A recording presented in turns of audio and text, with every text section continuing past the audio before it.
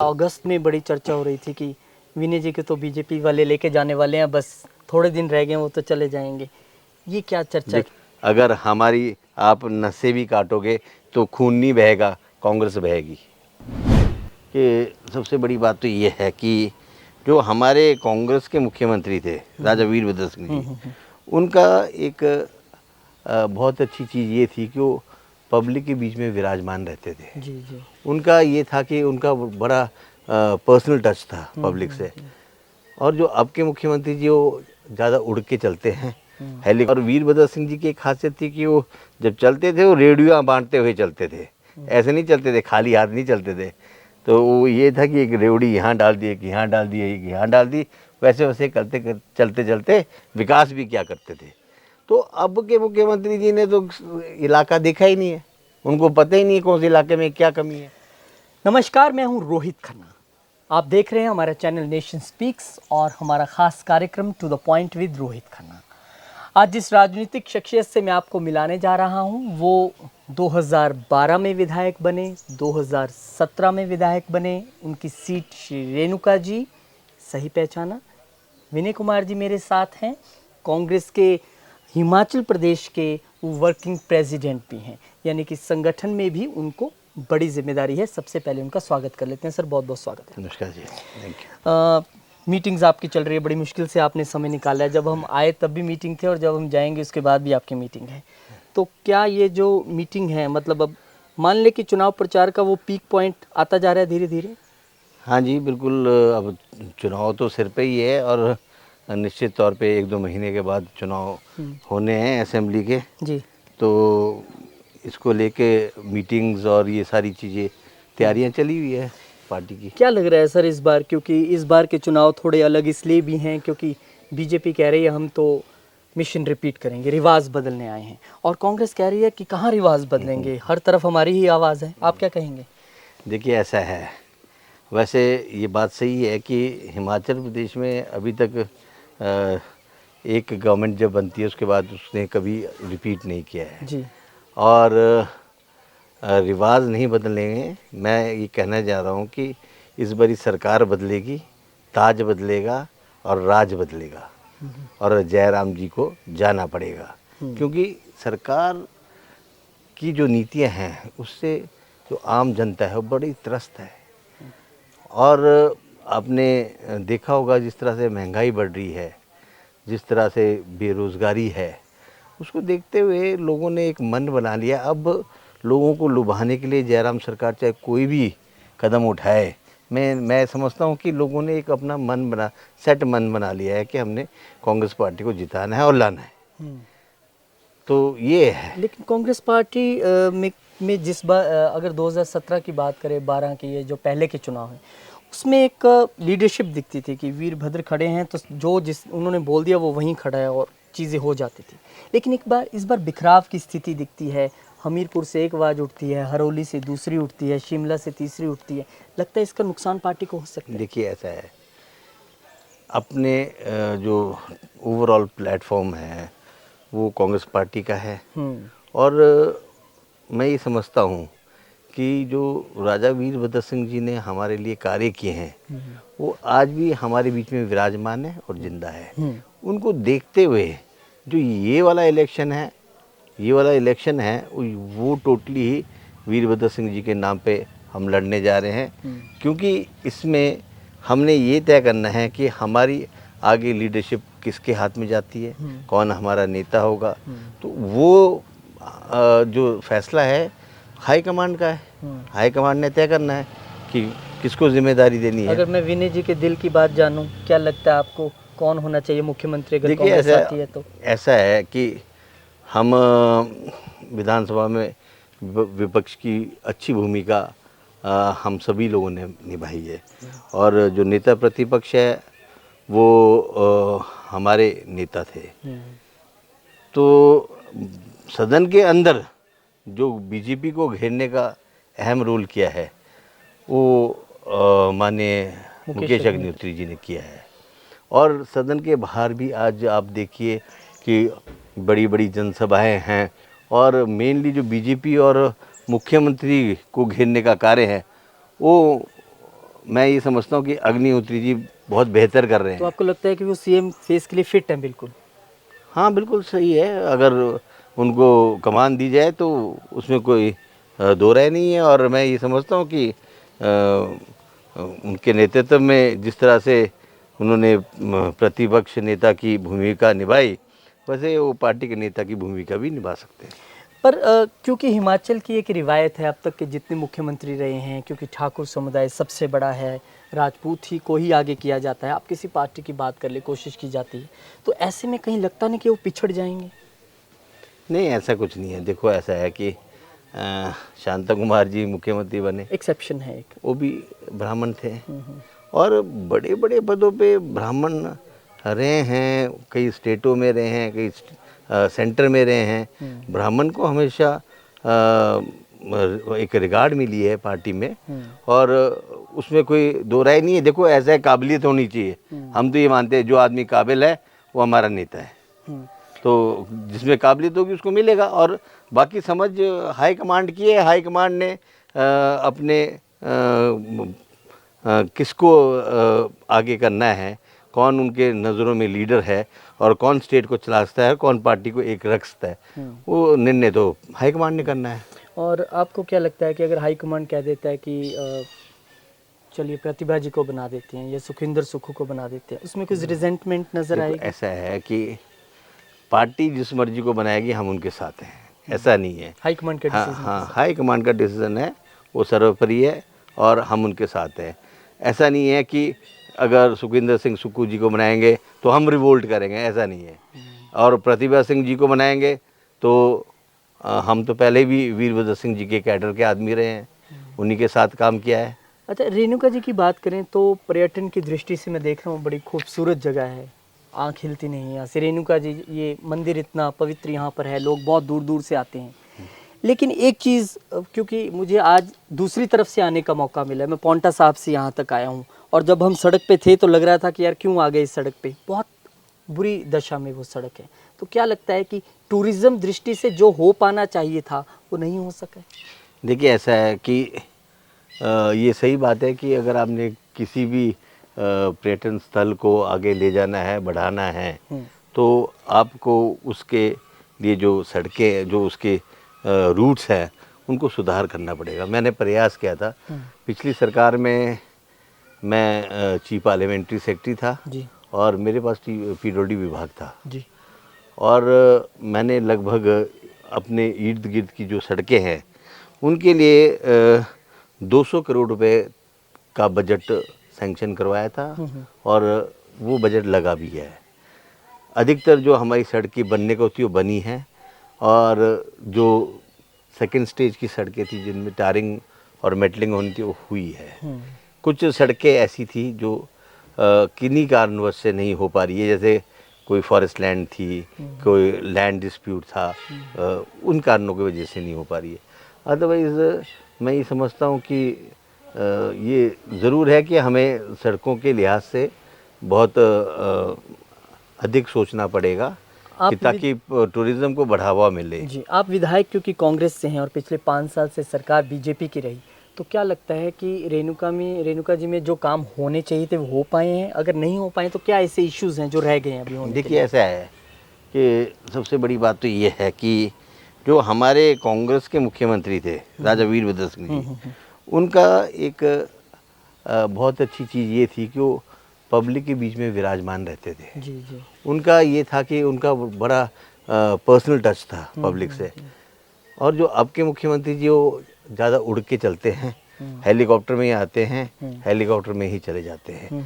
हमारे मुख्यमंत्री सड़कों पे सफ़र करते थे, पूरे दिन भर सफ़र करते थे और सड़कों पे जितने भी लोग चलते थे और उनको रोकते थे, रुकते थे, सभी का जो भी उनका आदर करते थे, उनका उसको एक्सेप्ट करते थे।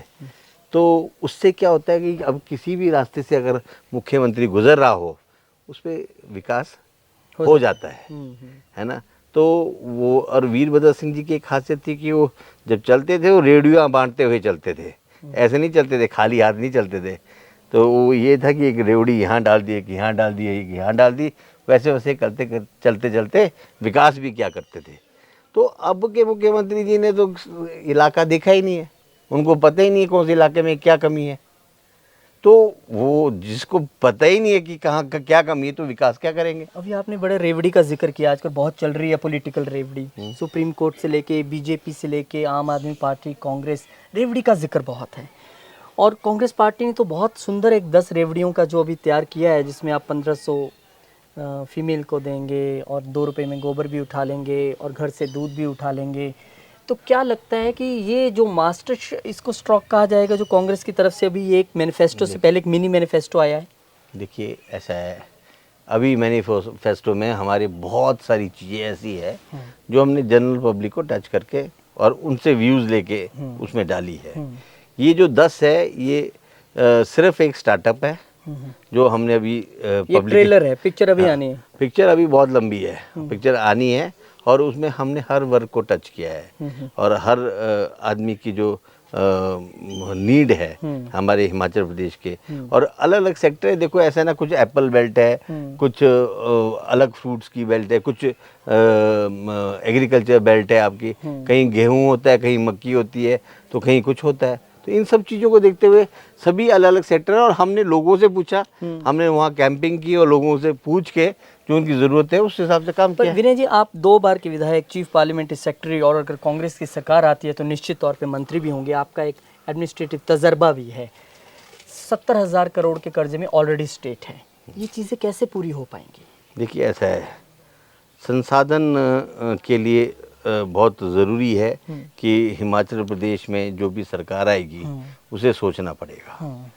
अब मैं आपको बताना चाहूँगा कि बहुत सारी चीज़ें ऐसी है जिसको कर्टेल करना पड़ेगा, फजूल खर्ची है, और जो हम अपने ऐशो आराम के लिए गाड़ियाँ, बंगलो, ये इन सब चीज़ों पे खर्च करते हैं उसको कर्टेल करना चाहिए। जनरल जो चीज़ें, देखो अब आप एक एग्जांपल देता हूँ, आजकल अमृत महोत्सव मनाया जा रहा है पूरे हिमाचल प्रदेश में जी। आपने 75 अमृत उत्सव मनाने हैं आज़ादी के, आपने उसको नाम दे दिया अमृत उत्सव। एक अमृत उत्सव में आपने 1 करोड़ रुपए खर्च किया सरकारी कोष का, 75 करोड़ हो गया।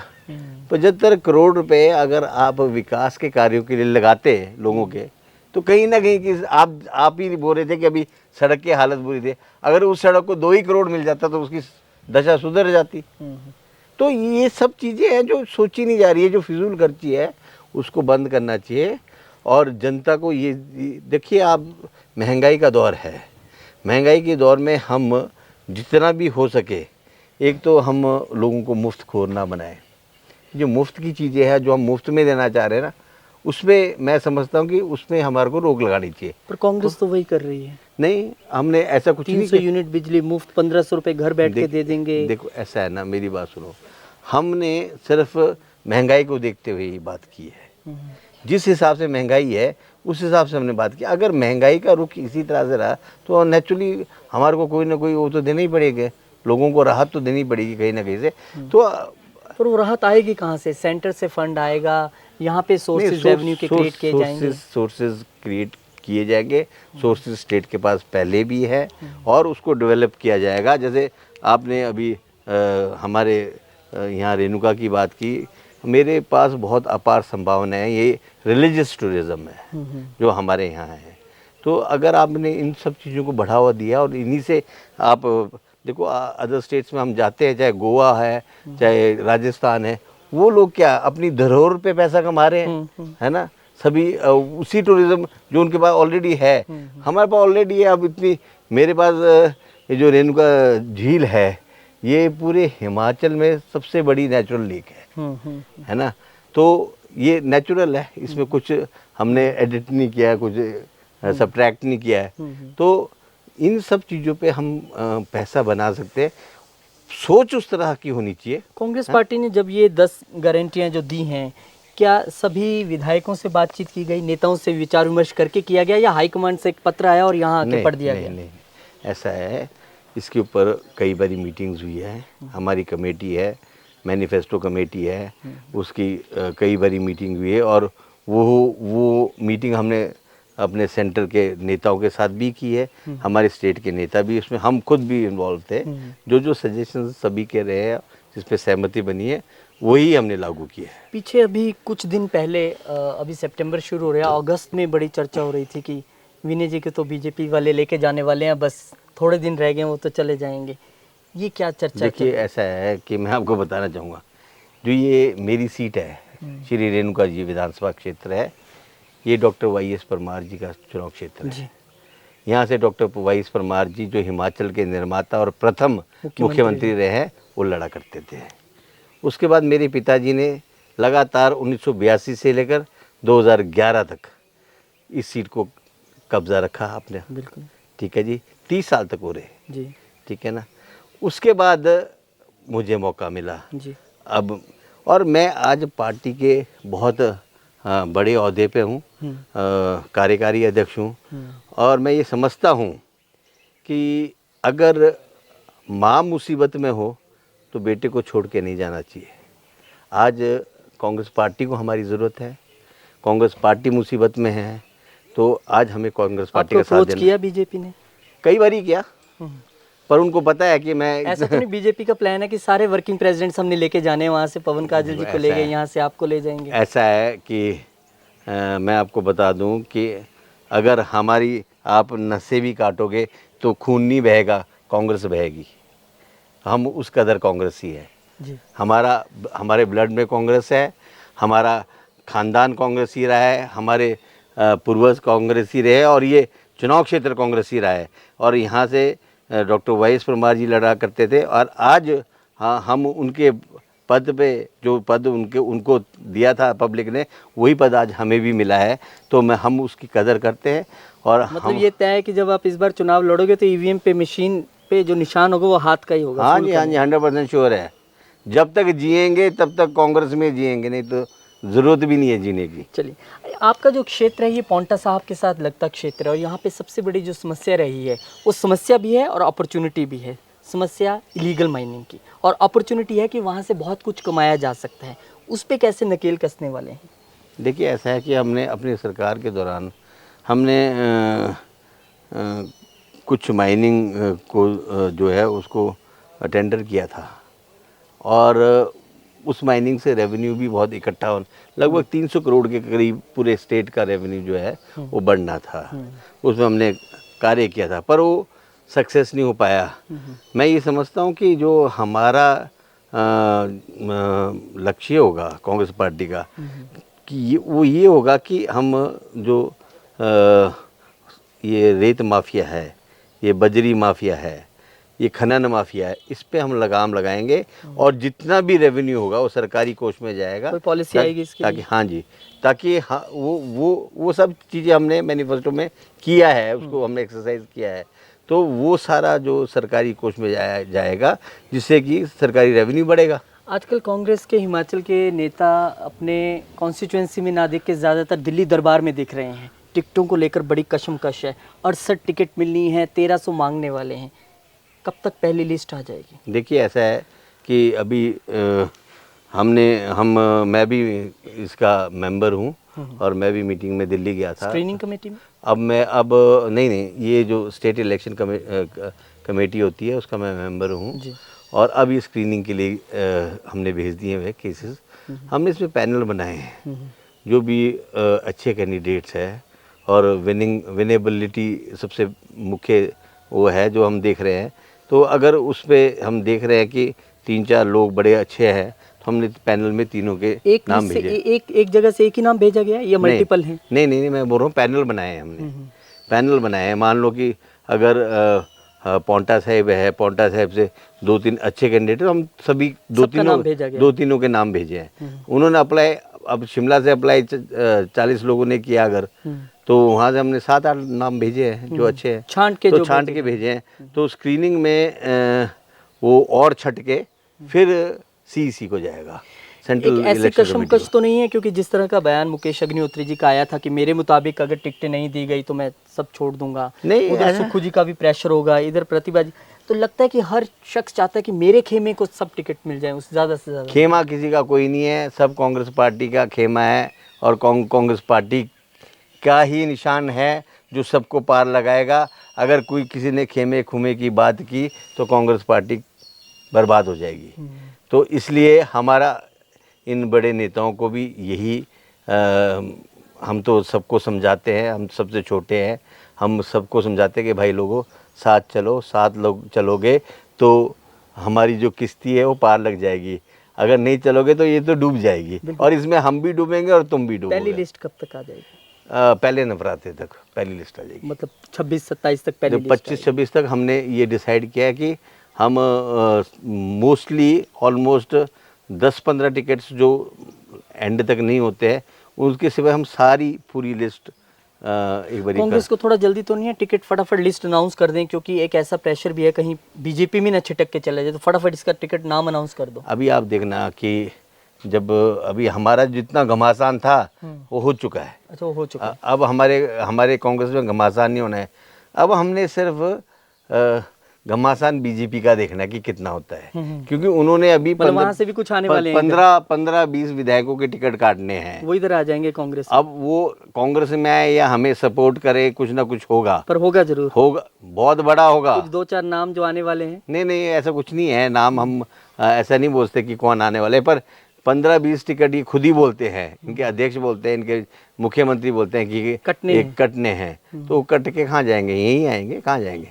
वहाँ तो रहने वाले नहीं है। आम आदमी पार्टी कितनी बड़ी चुनौती है? देखो, आम आदमी पार्टी हिमाचल प्रदेश में तो कुछ भी नहीं है। मैं नहीं समझता कि हिमाचल प्रदेश में वो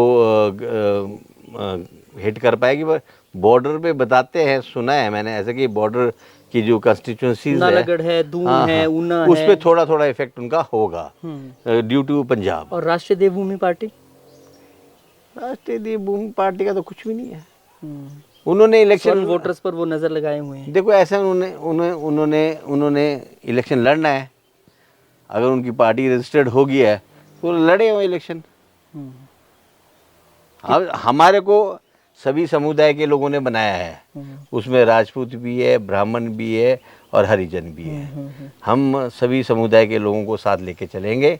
कांग्रेस पार्टी की हमेशा रीत रही है कि हमने सबका विकास किया है, सभी समुदाय को साथ लेके चले हैं, गरीब जनता के साथ हम हमेशा रहे, और ख़ासकर हमने वीकर सेक्शन है, नारी है, चाहे इन लोगों को हमने ज़्यादा बढ़ावा दिया है। तो हर इलेक्शन में जो हमारा जो बड़ा वोट बैंक है होता है वो वीकर सेक्शन ही होता है। वो लोग हमारे को वोट करते हैं, चाहे वीकर सेक्शन में राजपूत भी हो सकता है, ब्राह्मण भी हो सकता है और हरिजन भी हो सकता है, इकोनॉमिकली वीकर। हाँ।